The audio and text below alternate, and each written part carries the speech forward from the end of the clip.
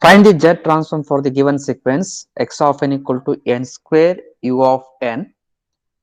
Okay, it is the given sequence. For this sequence, we have to find Z transform as well as also find find ROC. Also find ROC and represent poles and zeros on the Z plane. Okay, fine. So first I will write definition of Z transform. X of Z equal to summation n equal to minus infinity to plus infinity x of n multiplied by Z to the power minus n. Okay. In this case, given sequence has step signal n square multiplied by u of n is there. Where u of n is a step signal, it has amplitude 1 for the range. If the value of n is greater than or equal to 0, it means the value of n lies between 0 to infinity. 0 to infinity. So let us substitute the given sequence in the Z transform. That is x of Z equal to summation n equal to minus infinity to plus infinity n square u of n Z to the power minus n. Okay, fine. But in this case, if you are replacing u of n by 1, nothing but we have to change the limits. In place of minus infinity to plus infinity, we have to write 0 to infinity. Hence we can write summation n equal to 0 to infinity n square into Z to the power minus n. Okay, fine. Now I'm going to rewrite this equation as x of Z is equal to summation n equal to 0 to infinity n square into Z to the power minus 1 power n. We have one standard summation formula. Let us make use of that one. Here I will write, we know that standard summation formula, that is summation n equal to 0 to infinity n square multiplied by a to the power n. If it is so, the answer for this one is a square plus a divided by 1 minus a whole cube. A square plus a divided by 1 minus a whole cube, if and only if the mod of a is less than 1. Mod of a is less than 1.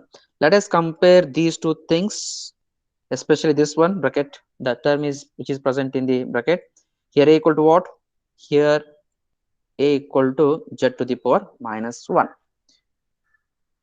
Let us do the simplification. Simple thing, that is x of Z is equal to a square. A square means a equal to what? A equal to Z to the power minus 1 is there. So that is square Z minus square Z to the power minus 2 plus a is what? Z to the power minus 1 divided by 1 minus Z to the power minus 1 whole cube.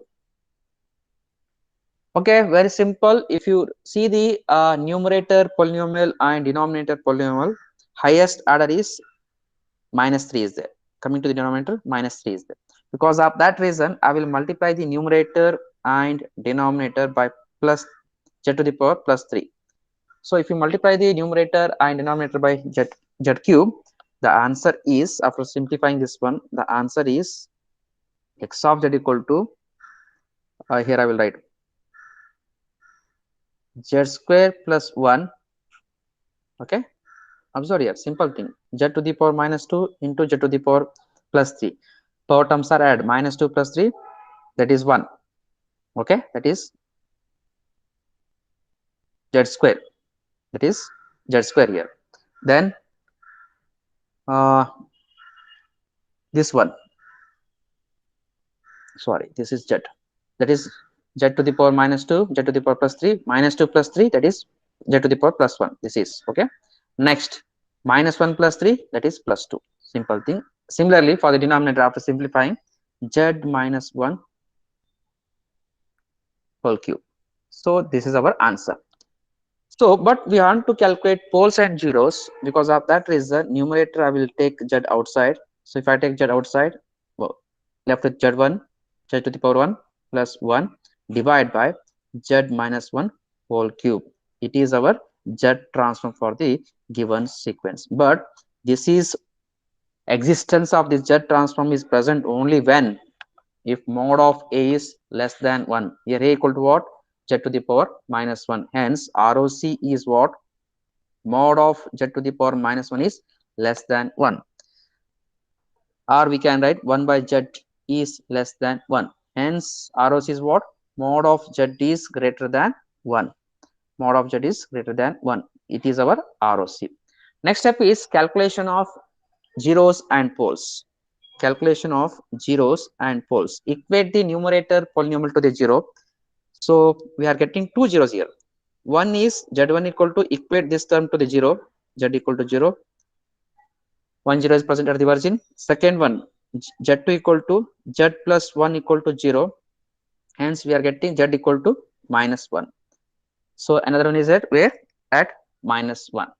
Next, go for calculation of poles. Equate the denominator polynomial to the 0.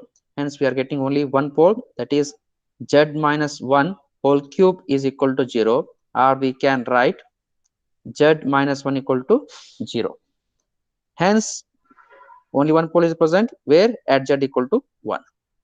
At Z equal to 1. So two zeros, one zero is at the origin and second zero is at the minus 1, and only one pole, that is at Z equal to 1. Let us represent all these things on the Z plane. So first I will sketch the Z plane. It is our Z plane. So vertical axis indicates imaginary part of Z plane, horizontal axis indicates real part of Z plane, and what is this indicates? Mod of Z is greater than 1. Mod of 1, nothing but we have a circle on the Z plane having radius 1. But as per this indication, the ROC lies outside the circle of radius 1. Outside the circle of radius 1. It is our ROC.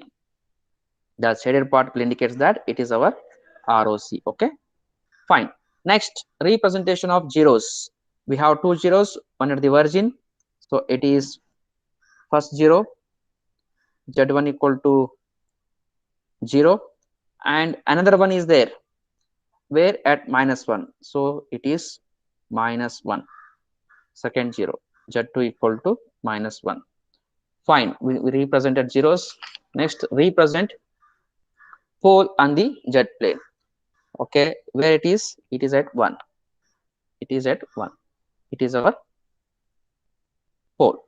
So likewise, we have to calculate Z transform, ROC, and